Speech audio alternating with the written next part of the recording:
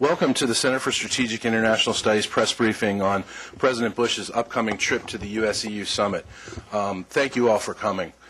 We hope our four experts can provide you with a deeper understanding of the goals, challenges, and possible implications of the President's trip. First, we have Dr. Simone Sarfati on my left.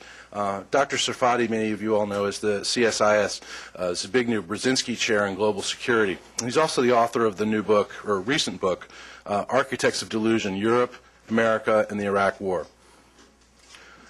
Our next expert here today is Dr. Stephen Flanagan. Dr. Flanagan is our Senior Vice President and Director of our International Security Program. He's held several senior positions in government, including Special Assistant to the President and NSC Senior Director for Central and Eastern Europe. Our third expert here today is David Pumphrey. David is the Deputy Director of our Energy and National Security Program here at CSIS.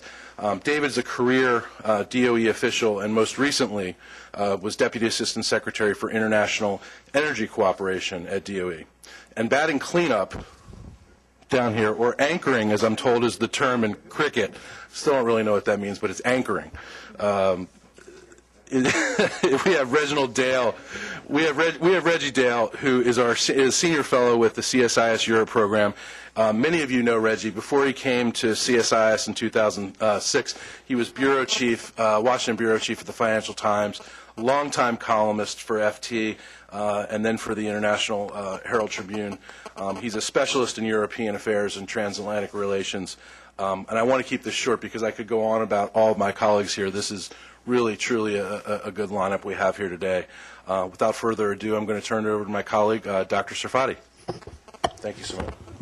Thank you, Andy, and thank you for putting together this wonderful event. You told us to take 4 or 5 minutes, and I won't take longer than that for a change. I'll make 3 quick observations. One, quite frankly, this summit is a non-event as far as I see it.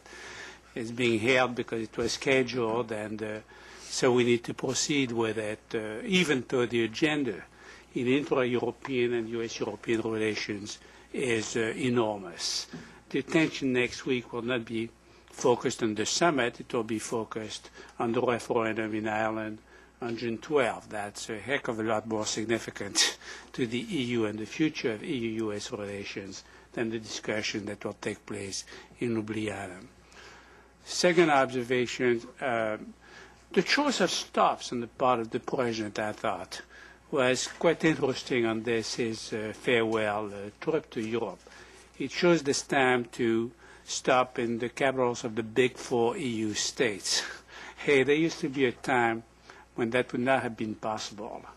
And his willingness to go to Paris, London, Berlin, and Rome during the same trip shows how far we have come over the past few years in terms of the transatlantic partnership. The outgoing president ought to be given credit for the fact that to some extent he has gotten both sides of the Atlantic back from where they were just a short while ago.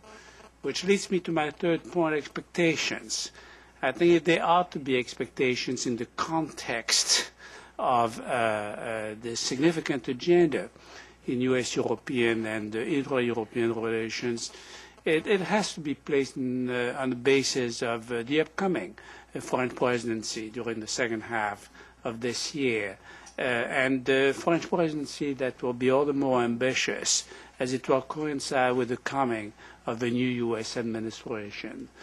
As you guys go on your trip next week, be prepared to come back and be very busy in November, December of this year, because the next French presidency will focus on the kinds of initiatives that can be put forward by the Europeans who engage the new administration on November 5th of 2008 and not on January 20th of 2009, immediately, that is, after the election has taken place. One last word, if I may. If there was to be anything specifically constructive to be done during that meeting, it would be for both sides to come to an understanding that it is urgent to get to an agreement on Doha.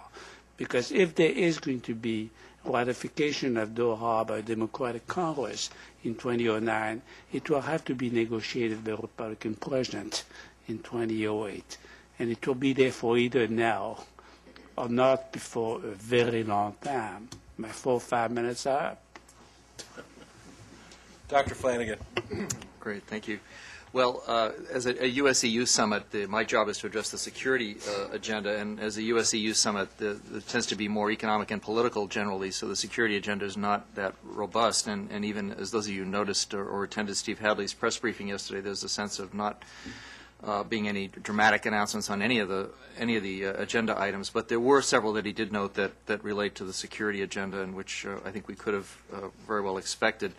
The first one he mentioned, of course, was Iran, and the whole question of continuing to try to harmonize U.S. and EU approaches, EU government approaches, and of course the EU isn't yet speaking with one voice on all these issues. But the EU3 process has been fairly coherent, and the U.S. has been generally pleased with the progress of that effort.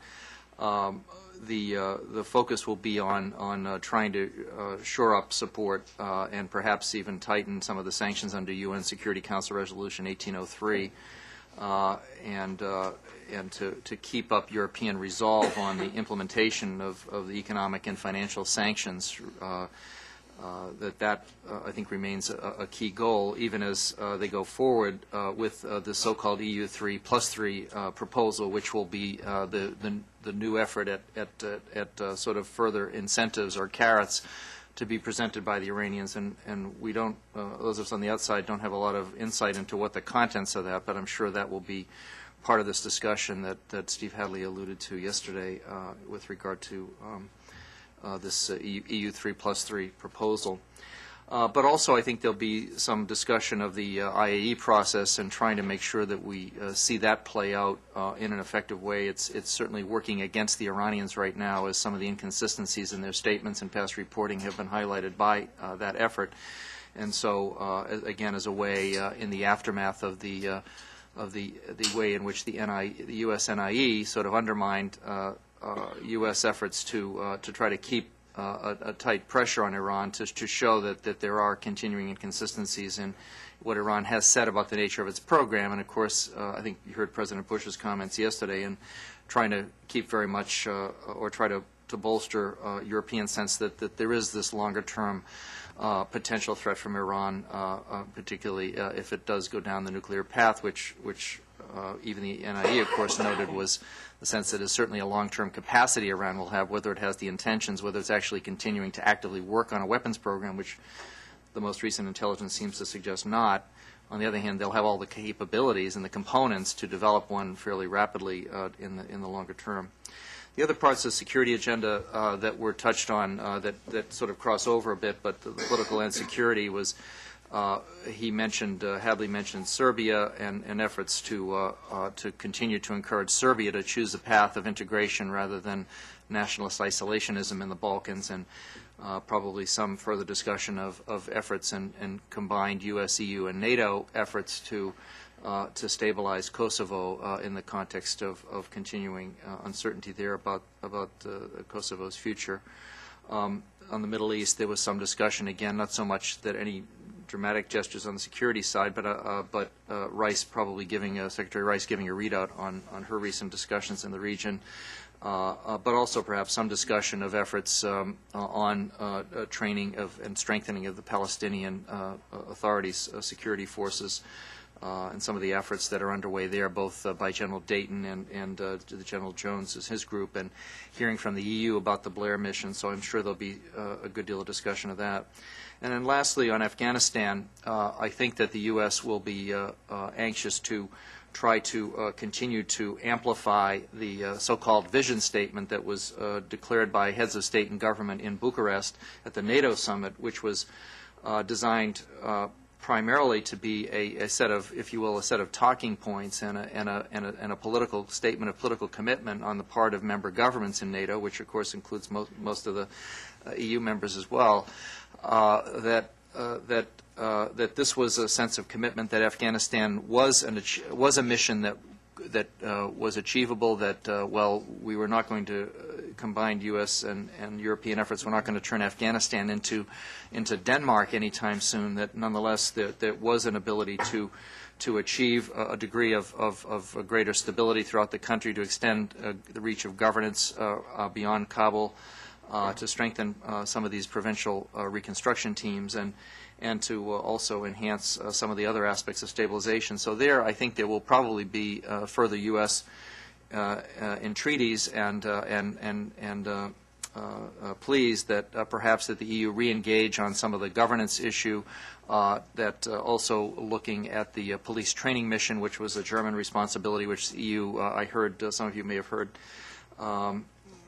senior EU officials talking recently about this, admitting that they did sort of fail in that mission, but whether there will be a willingness now to recommit to the police training mission, which the International Security Assistance Force commanders would deeply welcome, as they point to that as one of the key shortfalls in the security area. So that's, I think, where the focus of the security agenda will be in the discussions in Ljubljana. And of course, it will be one other interesting question will be, and Simone reminded me that I was thinking that this was the second presidential visit to Little Ljubljana in Slovenia, having accompanied President Clinton to the first presidential visit, which was quite a scene. Seeing the White House doubled the population of Ljubljana when it descended on.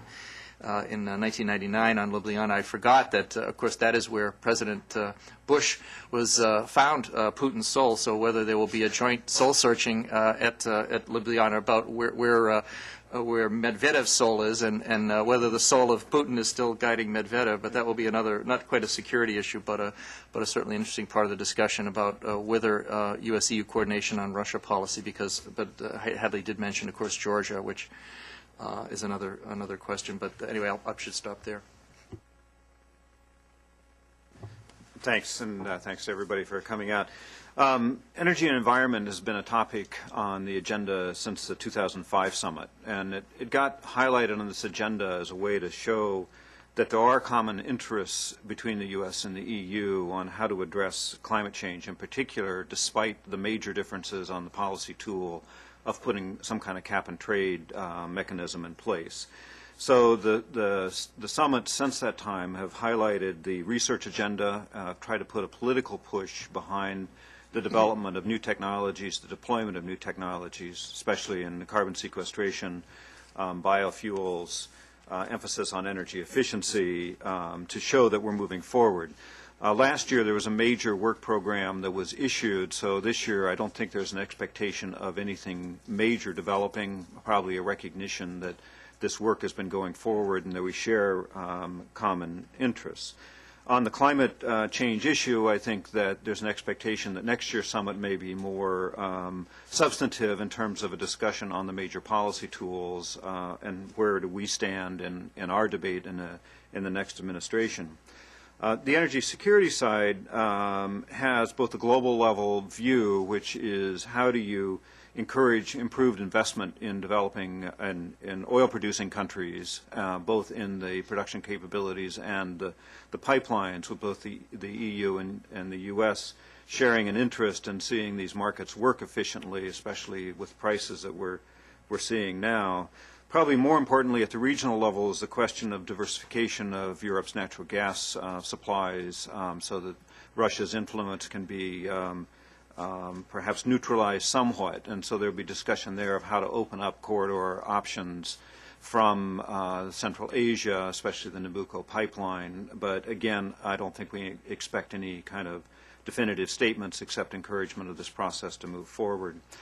The elephant in the room, of course, is $120 to $135 oil prices, depending on what time of day it is. I think it will be addressed through this whole idea of encouraging investment in further production, but I don't think that you would see much more of a debate on how to address this, because we have very different perspectives on how to deal with especially the demand side of the equation. So it's likely to be discussed, but I don't think that there's likely to be any kind of definitive statement, especially for what to do in the short term. So with that. Yes, thank you. Yes, well, I'll just sweep up a few points. from there. Simon says the summit, the EU-US summit, is a non-event. I think that's certainly true in media terms. In fact, they always have been. They're very hard to get U.S. media coverage of these events. Traveling media normally will write about almost anything else than a USEU summit. It's not a very adequate. It needs institutional reform, I think. There used to be 2 a year. Now it's gone down to 1 because there really wasn't enough to do at them or to announce. But I do think it's worth remembering that this represents the progress on the economic side of building the transatlantic relationship. There's a new body called the Transatlantic Economic Council set up last year, which has now met twice, and there's a huge amount of sort of nuts and bolts economic cooperation going on below the surface. Very boring sort of stuff about regulation and standardization and rules for investment. But the Atlantic is already the most globalized area in the world in terms of trade and investment, and now there's really quite a serious drive to further that economic integration, and that will clearly be one of the topics there, but particularly because the EU Commission is the one that's in charge of all that. Looking at the 4 countries that the President's going to, it's worth noting that all the main leaders he will meet in Europe, he will also see again next month at the G8 summit in Hokkaido, except the Pope, that is, I imagine. So this will be a chance for him to lay the ground for the G8 summit in Hokkaido. Broadly speaking, what the Europeans want from Bush is some further movement on climate change. What the Americans want from the Europeans is some movement on Afghanistan, which is probably the most controversial issue at the actual moment, in the sense of stepping up their military contribution there. And on Afghanistan, there's no point in the Europeans thinking they can get off the hook by waiting for the new administration, because both Obama and McCain have said they want more troops sent to Afghanistan and have hinted strongly that they want higher European defense spending. Because I think what will happen is that once President Bush is out of the White House, there will be huge expectations in Europe that a new rosy dawn of peace and love is appearing over the Atlantic, and they're liable to be somewhat disappointed. Because America is still going to look after its own interests, and the fundamental interests may not have changed that much. And when the new administration says to the Europeans, well, you want better transatlantic relations, great, now what are you going to contribute to that? It's going to be a bit difficult for the Europeans to come up with something, particularly because one of the first things is going to be more military spending and more troops in Afghanistan. And that somewhat reverses the trend. Since the nadir over the Iraq war, basically the Europeans have been saying to the Americans, if you want better transatlantic relations, you've got to either move towards our policies or adopt them. There's not been much shift of the Europeans towards the Americans. And in fact, in his second term, President Bush has moved towards the Europeans in a number of areas. Largely unnoticed, I have to say. But if you add them up, it's quite a significant shift towards the European point of view. For example, on Iran, the United States originally disapproved of the EU3 diplomatic initiative, and then it decided to endorse it. Bush has moved somewhat on the Palestinian-Israeli issue, which was a big European demand. He's moved a bit on climate change, which is a huge EU demand. And in general, right from the beginning of the second term, he has taken the EU more seriously as a negotiating partner, rather than zipping around the capitals one by one. And the Europeans felt, I think wrongly, that he was trying to divide them and play them off one against the other. So all that has somewhat significantly changed. And finally, the United States is not becoming as hysterical as it always used to about the suggestion that the European Union might have a separate military command alongside NATO. And this is part of the process in which France is sort of tiptoeing back into the integrated military structure of NATO, which may be finalized at the next NATO summit in France and Germany next year, in the spring of '09. As for the leaders, I think it's interesting to note that 3 of the 4 leaders he'll be meeting are now center-right leaders in Germany, France, and Italy. Gordon Brown, well, the left wing of the Labour Party would definitely say he was center-right, but the fact is he's so unpopular. The last opinion poll showed that only 17% thought he was doing a good job as Prime Minister, and 78% thought he was doing a bad job. It would be nice for President Bush to meet somebody who is even worse off than he is. But the fact is the next Prime Minister in Britain may well be centre-right or conservative. So there's an exception in Spain, but you have this sort of more right-wing development.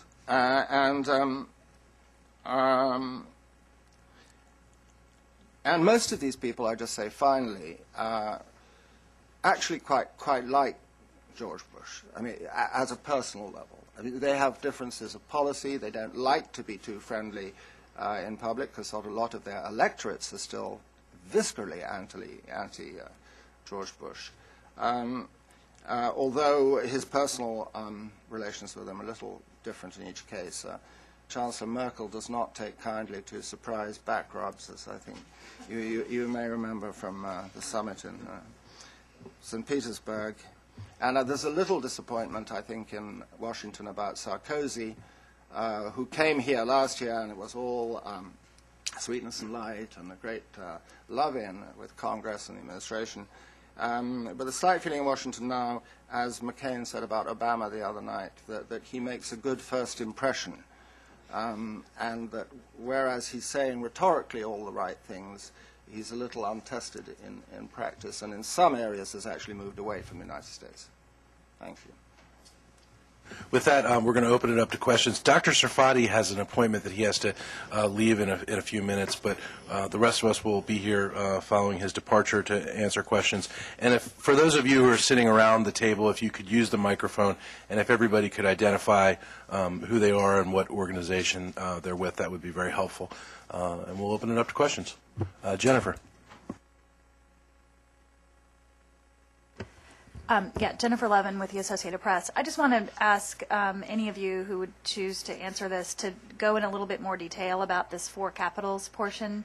Mr. Dale just talked quite a bit about it, but I'm wondering what you would attribute the President's choice of these 4 countries. I mean, usually he sticks to the Eastern European countries where he's liked much better, and maybe there are individual reasons for going to each place, or maybe as a package it's what you think he might be looking for. I'm just interested in your take on that. Look, that's a good question, actually, because I believe that this is exceptionally important to the extent that it will help define the terms of engagement between America and Europe during the next administration. First of all, the bilateral relationship between Washington and Paris is the best it has ever been, period. I know that there are those who claim that Sarkozy's first year in office was just a disaster. Sarkozy behaved like a teenager, to be sure, but he was spanked. In the context of his performance, however, if you consider the way in which he has reorganized the terms of foreign policy within Europe and relative to NATO, it is truly remarkable. And he's going to be in office until 2012, probably until 2017, and that's a given. By and large, in my judgment, the bilateral relationship between Washington and Paris today is better than the bilateral relationship between Washington and London and the relationship bilateral between Paris and Berlin. And with regard to the former, that's the opinion of a number of high-level senior officials in the U.S. administration. That creates tremendous opportunities, it seems to me, and those opportunities really are set in the context of that foursome, and the President understood that, as well as Steve Hadley, to include all 3 plus Italy to permit the Vatican, incidentally, and the visit with the Pope in the meeting. Because of that, in turn, this enormous agenda, some of which will be touched upon in the communiqué after the USEU Summit, some of which will be touched upon in the G8 meeting next month, have a potential for moving forward. If I can take one more minute, since I will be leaving early, it should also be said that the convergence of policies and attitudes over the past 2 or 3 years have not merely gone from Washington to Europe, they have only gone from Europe to Washington. Top down, in terms of those heads of state and government, Americans and Europeans today have a better sense of what the issues are, what the urgency of the moment is, and how important it is to work together, Americans and Europeans, NATO and the EU, in order to manage that agenda. It has not just been a one-way, but a two-way convergence that has taken place, notwithstanding the continued hostility bottom-up to Bush. I think, just quickly, it also reflects the focus, at least, in the security area, the Iran question, the EU3, those are the 3 countries that are in the lead on that. With regard to Kosovo, with regard to Afghanistan, those are the 3 countries, if anything else is going to happen in terms of EU contributions in those areas, those are the countries that are going to deliver. And the fact that, CFSP is chugging along, the Common Foreign Security Policy is chugging along, it's not, some of the key decisions are not taken in the EU Council. They're taken at national capitals. So working that, and in particular, I think with Sarkozy, Sarkozy did come forward with at the NATO summit with a battalion of additional forces. Could have used a lot more, but still that was it was an effort to show that there was an incremental move back towards support of both, and continued support, really, of the effort in Afghanistan, but also a gradual testing of the waters leading to what people hope will be next year at the NATO summit, of full participation in the NATO integrated military structure again.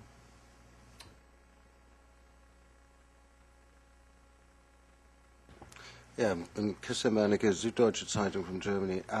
I'd like to follow up a little bit on what you already kind of indicated, the kind of horizon that let's say the European expectations or illusions about the post-George W. Bush era.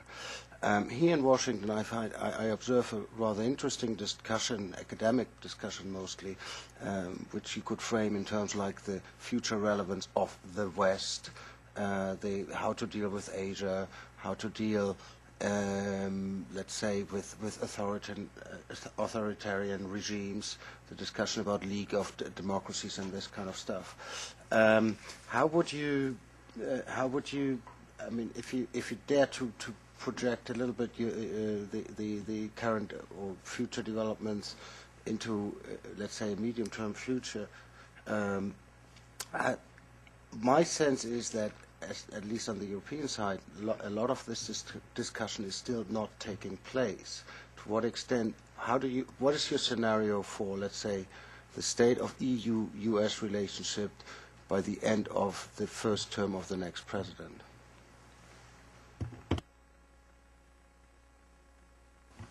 That is a daunting question.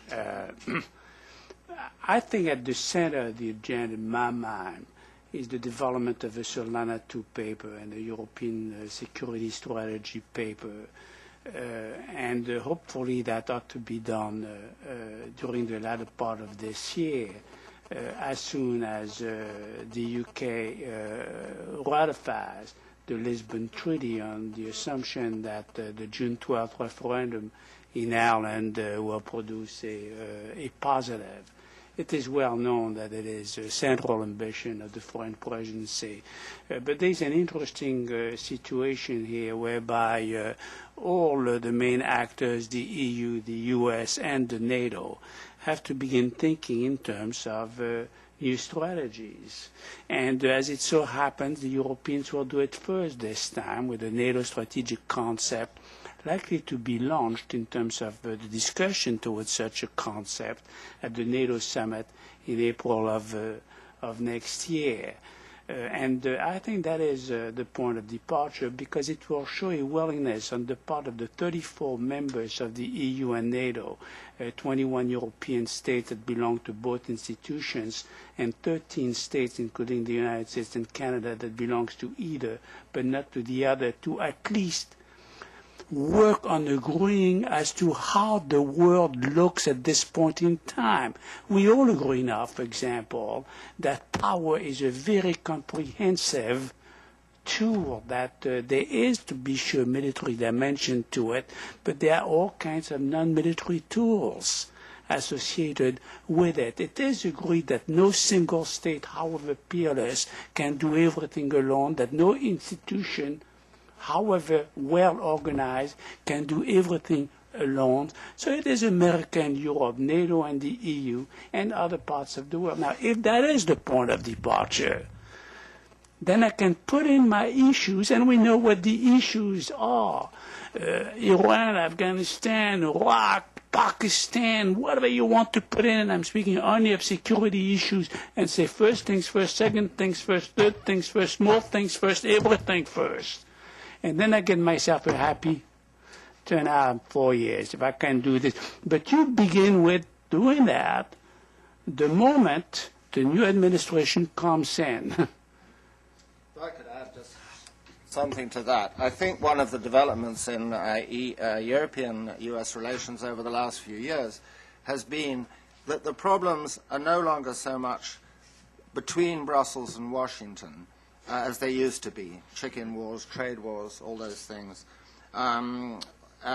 What there is between Washington and Brussels is this enormous body of economic integration, which I've been talking about, and there's enormous amount of cooperation on security, on intelligence, on counterterrorism, which went on all through the big political disputes over Iraq.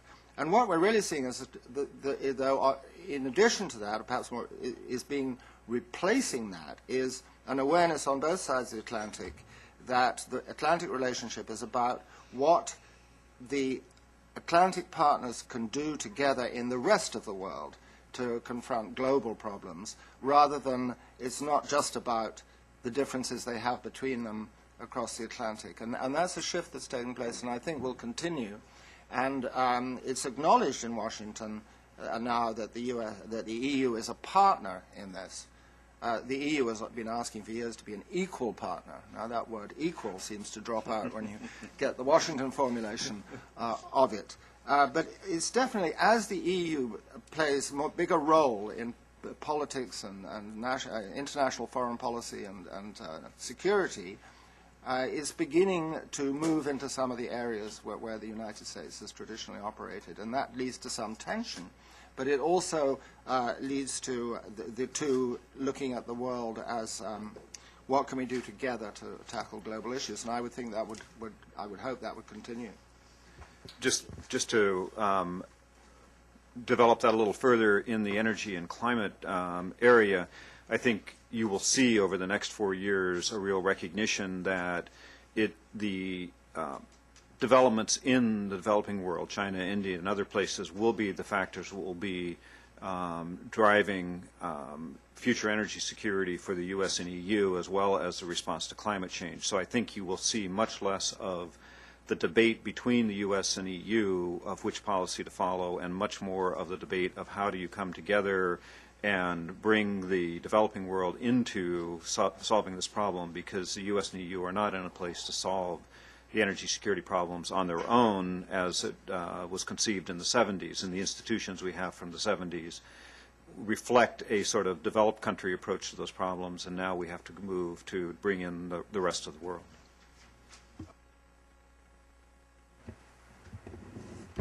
John McKinnon from the Wall Street Journal.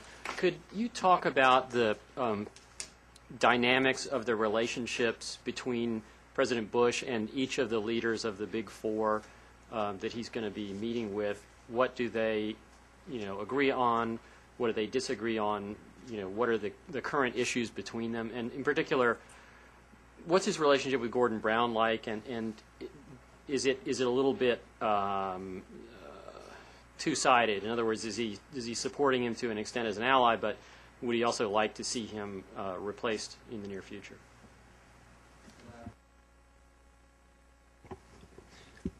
Gordon Brown, when he first took office, distanced himself somewhat from President Bush for obvious reasons. The fall of Tony Blair was very widely attributed by not only by people in Britain but by politicians all around Europe to his closeness to President Bush. That was not the whole story by any means. British politicians normally fall for domestic British reasons. I think Gordon Brown believes in he's pro-American personally. He's always looked to the United States to provide economic ideas. He likes the can-do spirit of America. And he believes fundamentally in a strong British-U.S. alliance. However, politically, I think the last person he wants a photo op with right now is George Bush. And that is not seen among the British public as a plus by any means. I think Angela Merkel, there's some disappointment in Washington that she hasn't been tougher on Russia. Germany is often the most country most inclined to compromise with Russia, or to be friendly to Russia.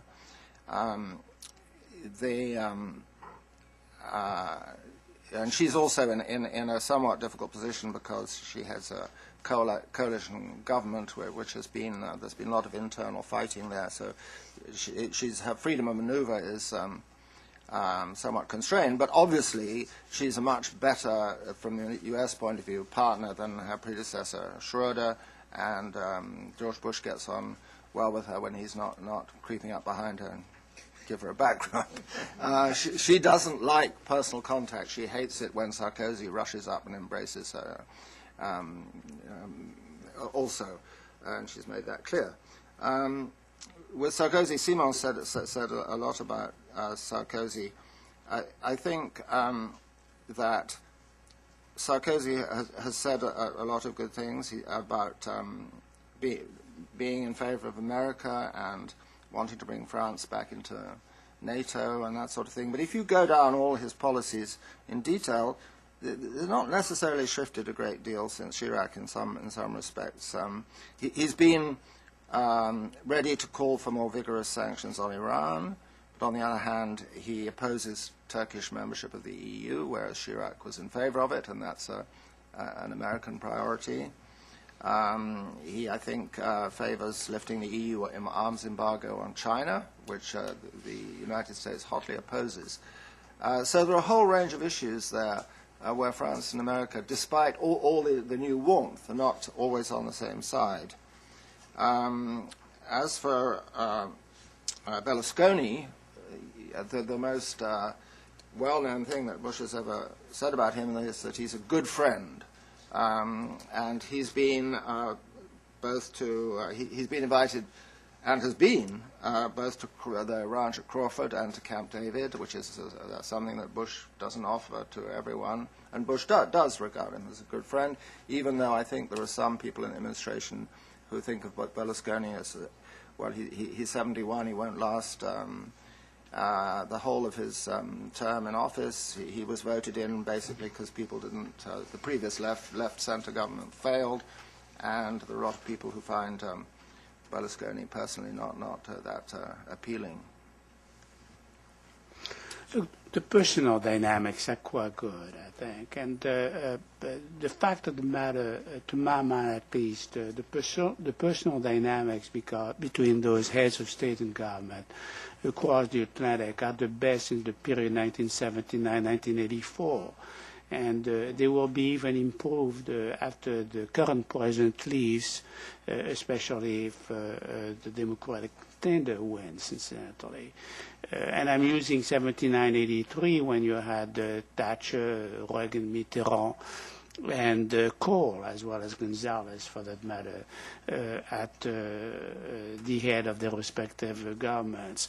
And why are the personal dynamics working so well? Not because they agree over everything, obviously they do not, but because they respect each other's positions. They respect the fact that George W. is President of the United States, for example, which Chirac and Schroeder at some point in time seemed to overlook. And to the extent that they do, they did not wait for the next election to come and visit Merkel as soon as she was elected, and Sarkozy as soon as he was elected, to come and indeed reassert their commitment to working with the U.S. president, but trying to work on a basis distinct from that of saying, me Tarzan, you Jane. You're weak, I'm strong. You understand? And I think that is much more important than the issue per issue assessment of where they stand and what kind of leverage they might have at home. They can do business with one another. Beyond that, Merkel is the way she is because the Germans are the way they've become. That was true of Schroeder, and that is true of Merkel. She's not going to start a war, and that just as well as she will not. The test for Merkel is not now at this summit, and it is not now in 2008, but it is not of a relationship with this or the next president. The test for Merkel will come at the time of the next elections in Germany, and there will be lots of elections in Germany in 2009, and it will have to be determined after September of 2009 whether Merkel's new coalition is willing to push the envelope further on issues involving the use of force and so forth. So there is no conclusion to be reached now. What we should do from a U.S. standpoint is not ask Merkel to do things she cannot do until the election is behind her. With regard to Sarkozy, the main thing about Sarkozy is that he understands that he cannot build a strong Europe outside of the context of a close relationship with the United States. He has to get more Europe, but he cannot get it with less America. He's got to make sure that there is plenty of it, because otherwise the Brits will not follow, irrespective of who's at the helm, and Merkel will be unable to follow as well, because she needs this kind of reassuring blessing from Washington. So in an odd fashion, and for whatever reasons, Sarkozy himself has become a bit of a Trojan horse. But then all of Europe is a stable of Trojan horses in any case, because it is now open to U.S. influence, and the PU, German Marshall Fund, public opinion polls confirm this from the top down in terms of European parliamentarians and high-level EU officials.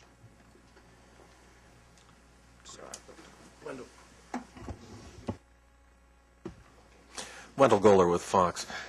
On the whole, is the next U.S. president inheriting a U.S.-European relationship that has recovered from the Iraq War? And is there still resentment that the U.S. has pushed off some of the responsibilities in Afghanistan on NATO that some Europeans feel really belong to this country? No, I think, Wendell, I think in general, I think the premise of your question is absolutely right, that there's been this restoration, as I think several of my colleagues alluded to. First of all, remember, Bush's very first trip in this after second was to go to Europe, to go to Brussels and meet with the EU, and sort of even that, just as a gesture, was a recognition of, okay, we accept that maybe we hadn't utilized the alliance, particularly the Atlantic Alliance, as effectively as we might have in the first term. We saw where that led to, and coalitions of the willing have a tendency to fall apart when the going gets rough. So let's go back and restore these relationships and recognize, and the themes of many of the official documents, the last Quadrennial Defense Review, emphasizing the importance of allies, certainly the kinds of things that Bob Gates has been saying, the pragmatism of much of the second term's foreign policy has been much more appealing to the key European governments. So I think absolutely, in general, the terms of the relationship are on a much better footing, and there's a feeling, certainly the tenor of discussion is positive. The sense that there's a closer harmonization of policies, on some of the key issues, particularly with regard to Iran, now with Afghanistan, the court, working in the quartet in the Middle East. But there are still differences that are out there, and I think many of the European governments do recognize that some of these differences will persist either under an Obama or a McCain administration. And so, but the key question is, are the mechanisms back in place and a feeling that the U.S. is committed to? I mean, there were people at the end of the first term of the Bush administration in Europe who were questioning whether sort of the United States was even going to walk away from NATO in some sense and just continue to pursue this kind of coalition of the willing, cherry picking, and using key allies as they saw that they had something to contribute to the fight, so to speak. And so I think there's been a real reassurance that no, there's an enduring commitment to the transatlantic institutions. There's a recognition that the EU, that we have to have, and this goes back, really to Bush 41, all through Clinton. We want the European Union. U.S. Leaders have wanted the EU to be a more effective and a fuller partner. The question was, what are the capabilities? What are the willingness to share risk and burdens as well? And this has come to the fore, Wendell, as you alluded to yourself, with respect to Afghanistan. Now, even Rumsfeld all along was thinking Afghanistan was a mission that the European Union, and talking about this notion of an integrated, comprehensive approach, political, military, integrated efforts of, peacekeeping and peace operations and counterinsurgency, coupled with the building of infrastructure and development of the rule of law, strengthening governance. That was the kind of thing the EU could do and was doing in the Balkans. Let's give the EU a stronger role, and we've had a number of EU or European governments that have headed up the international security assistance force. Many of the provincial reconstruction teams are European. The EU has had certain roles in Afghanistan, but frankly, and as I said, even many of the key EU leaders admit that they haven't quite met the expectations, and not on the notion that the U.S. has just simply been engaged in a burden-shedding exercise of, okay, let's leave this to the EU, because now they do see there is this recommitment that the U.S. has added the additional Marine units.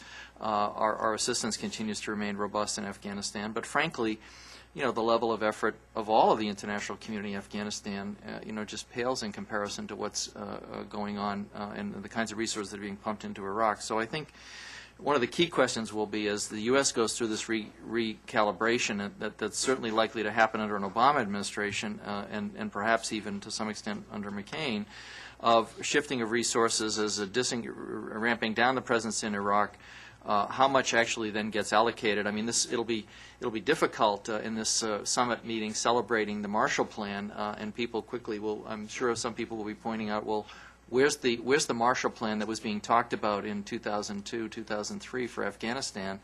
It's not. The pledging has not met up. It has not lived up to the expectations early on. Not that people were using exactly that rhetoric, but it was certainly the sense of a resolve. We're not going to forget Afghanistan. We're not going to allow it to slip back into this backwater where terrorist organizations can take root again and provide training camps and safe havens.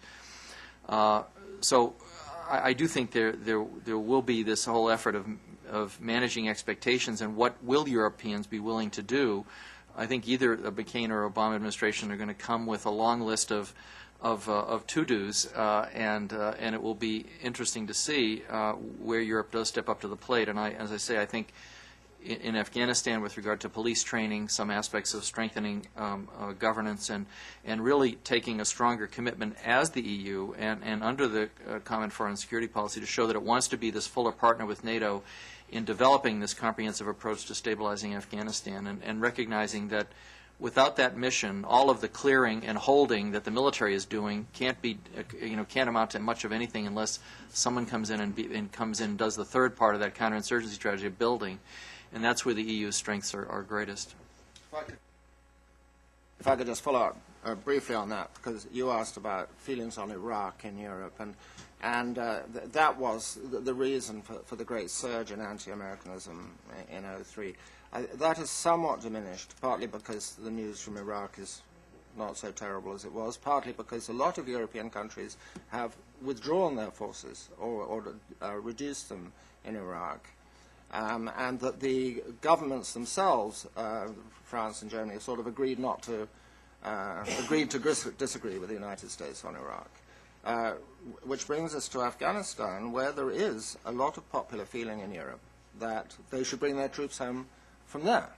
And yet, in Washington and in many European capitals, Afghanistan is seen as the test case for NATO. Has it got a role outside Europe? Can it succeed in these sort of operations? And if it can't in Afghanistan, then what is the future of Europe, of NATO? And maybe we do have to go back to the sort of coalitions of the willing that Steve was just talking about. And I think that whereas governments have moved a lot, there's still in European public opinion, particularly, well, I won't go through each country, but there's still this very strong anti-Bush feeling, which is a hangover from Iraq, and also because Europeans tend to think of him as personalizing all the things they don't like about America. And to the extent that European opinion of America is improving now, which it is in some polls, that's partly because there's this extraordinary fascination in Europe for the current election campaign and the sight of an African American and a woman both coming close to becoming the President of the United States. There's never been women leaders in Europe, but there's never been anything equivalent to Barack Obama. And there's a total, there's you know, they talk of Obama mania in the United States. There's Euro-Obama mania in Europe. If you look at the press, the opinion polls, they're totally transfixed by Obama.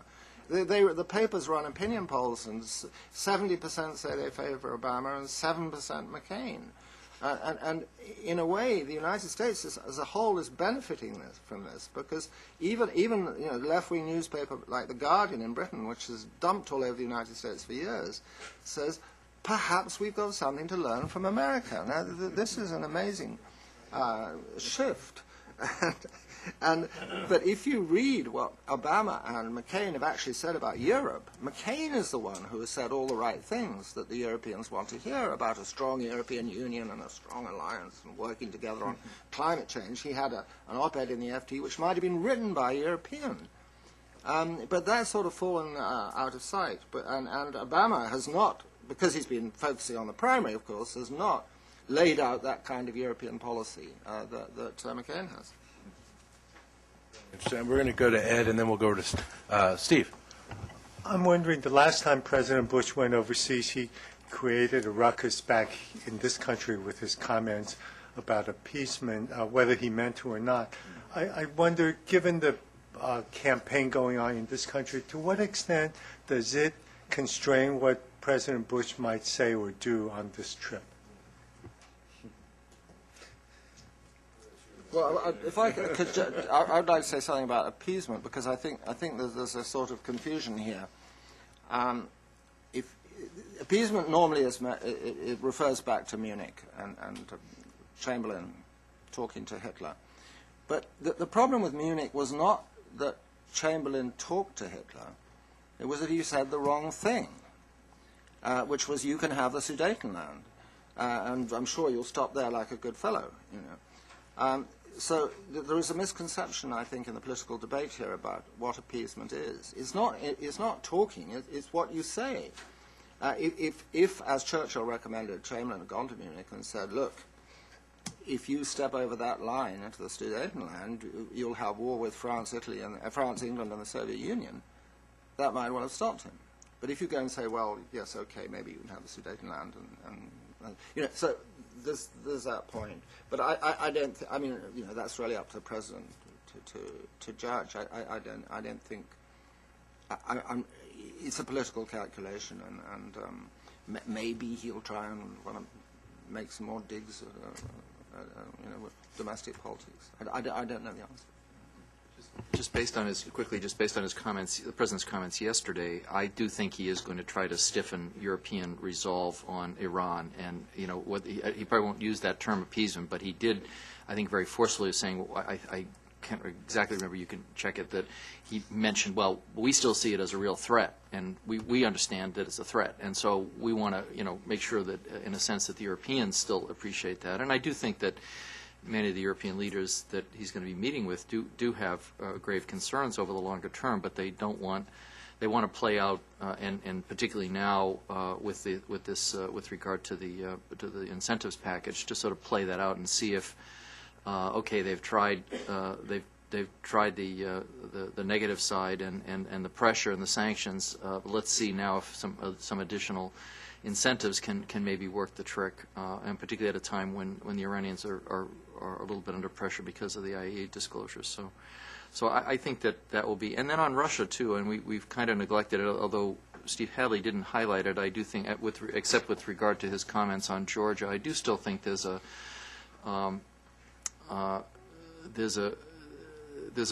deep confliction, of course, in this administration's policy too. They wanted to have this more effective working relationship with Russia, but as they watched Russian democracy erode and the end of the free media, and of course the sense that that there was not a free and fair election in Russia, but rather an anointing of a successor. So where does Russia policy go? And I do think I agree with what Simone said. I think that Merkel is I think she can't do very much, but I do think remember she's an East German, she's an Aussie, she has no illusions about the Russians. I think it's not like some of the previous governments in Germany, and I think once she has a freer hand, will the German government be willing to be a bit more hard-headed about dealing with Russia? And I think it remains to be seen whether there can be some further strengthening of unity and an approach. And the tests will come on Georgia, on Ukraine,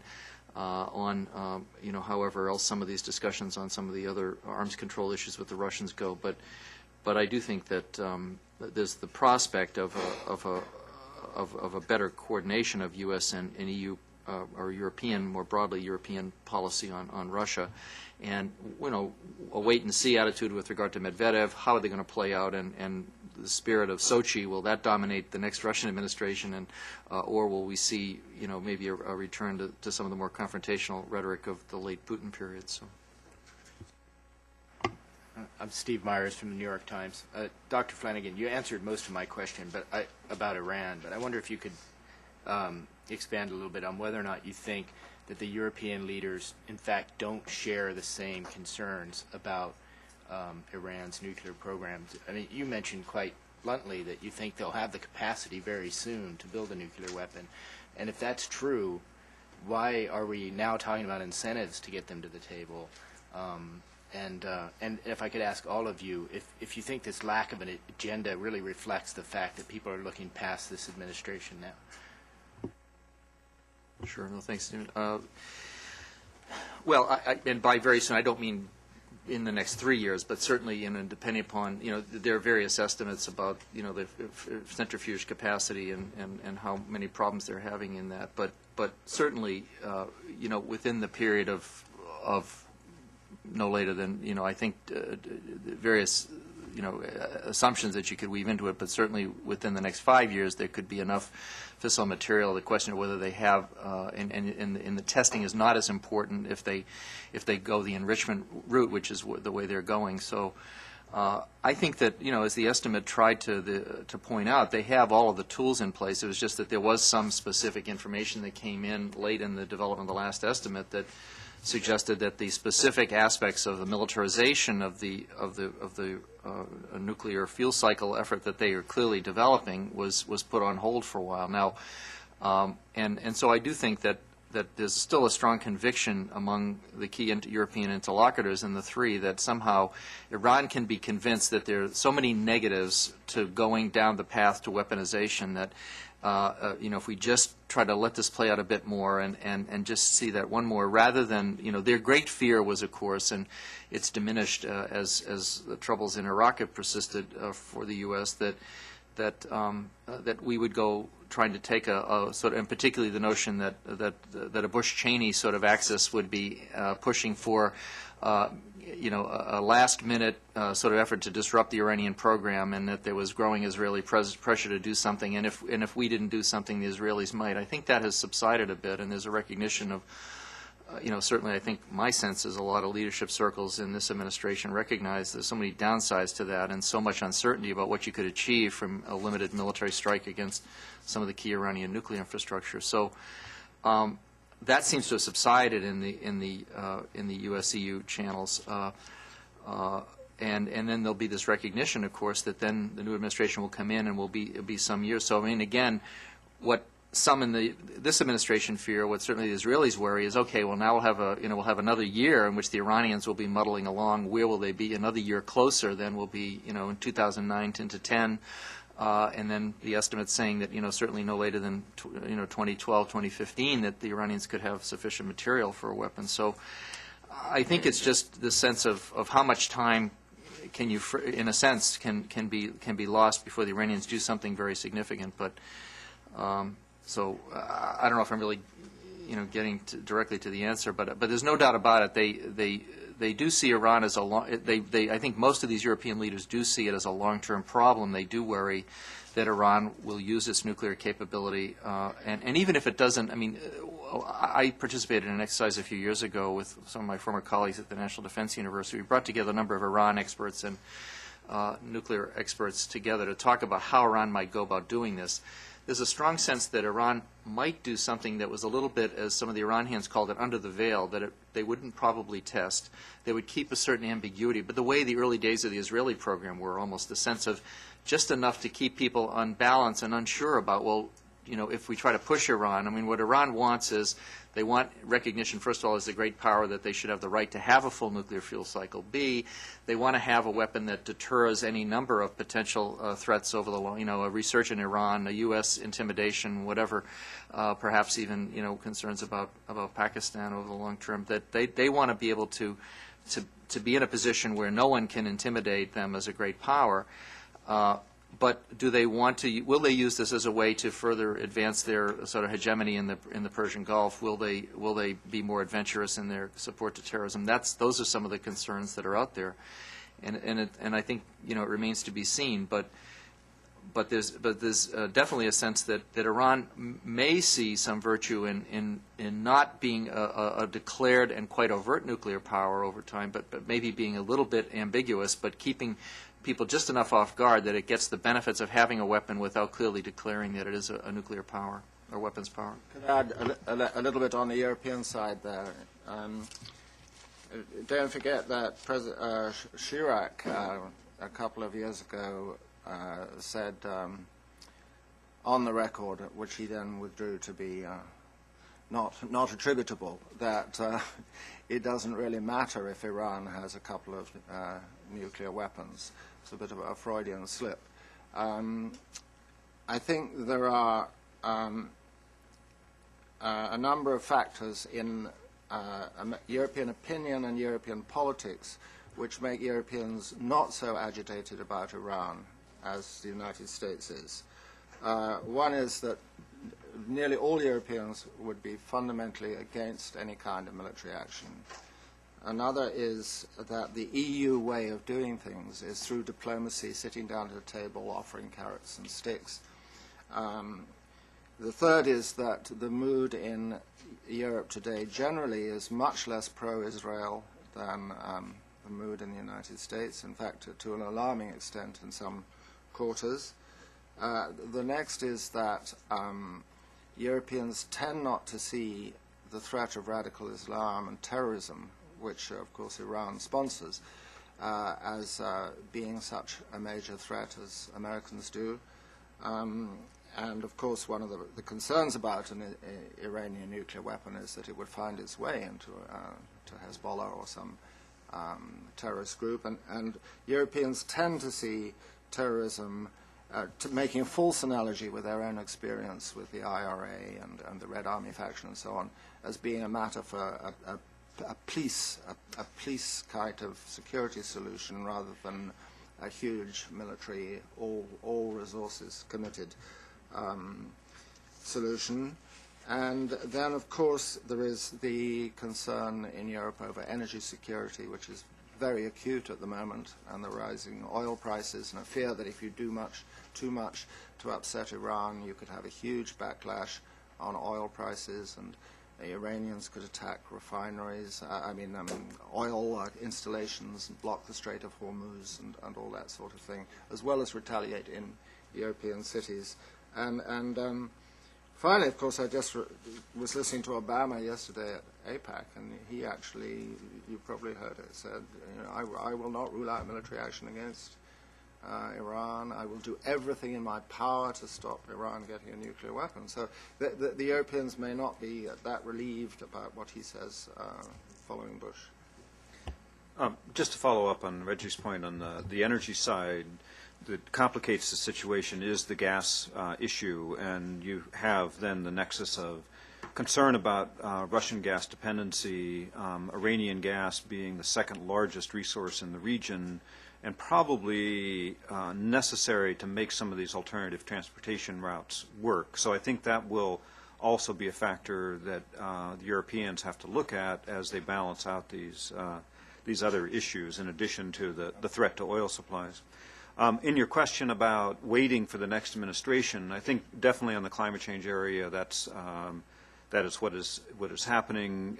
There is engagement in multiple fora that didn't exist before the G8 summit last year, when President Bush indicated a desire to re-engage in some of those discussions. But I don't think anyone expects meaningful results out of that. So the Europeans are watching very closely how our debate goes on a climate change framework and a climate policy, and then what the next administration will do, and then the opportunity to engage successfully. So I think this is really, as I mentioned, a summit to comment on the successes of a limited engagement on climate change, with then an eye towards looking forward to a much more robust policy engagement. Dmitry Sidorov, Kommersant, Russian Business and Political Daily.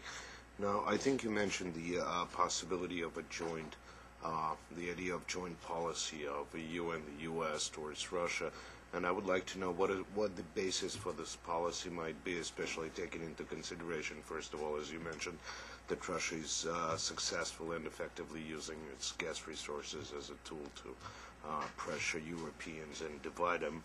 And the other thing is Russia continues, as many assume, to cooperate with Iran in many spheres, including, as somebody assume again, nuclear cooperation, which goes beyond the NPT. And it continues as well to sell weapons to Syria, which end up in the hands of Hezbollah and Hamas. So again, what might be the basis for the joint policy towards Russia between the U.S. and Europe? That's a good question, and maybe David could touch a little bit on the energy question. But yeah, there's no doubt about it that Russia has developed some important levers to encourage Europeans to be that add to the European impulse. I mean, none of the European leaders, and indeed the U.S. administration, doesn't want, as Secretary Gates and Rice have underscored time and time again in the last year and a half, that they don't want a confrontational relationship with Russia. But the question is, can we maintain U.S. and European resolve and coherence in dealing with Russia on those areas where we do disagree? And the list is pretty long when you look at it. And obviously, both the Bucharest summit of NATO and the Sochi summit, the U.S.-Russian summit in Sochi, set sort of a bit of a mixed message. Sochi was very much on the notion, okay, we're going to work through some of these differences that we have on missile defense. We're going to continue to try dialogue on that, look at cooperative outcomes.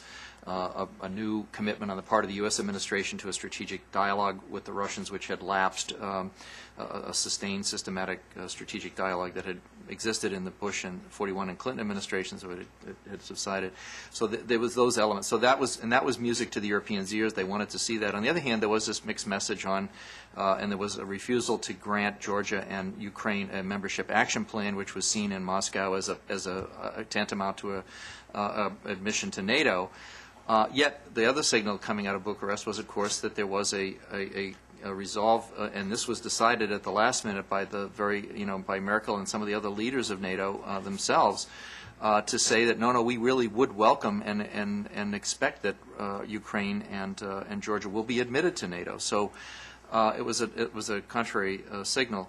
So in any event, I think Steve Hadley yesterday in his press briefing outlined that in the near term, one of the issues that they're looking at out of this meeting is coordination and supporting President Saakashvili in his peace effort in Abkhazia, trying to continue to encourage the Russians to stop supporting the Abkhaz separatists.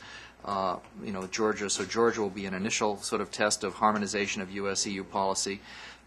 Ukraine will be another important element. There was a real high water mark of U.S.-European cooperation with regard to the 2004 Ukrainian presidential elections.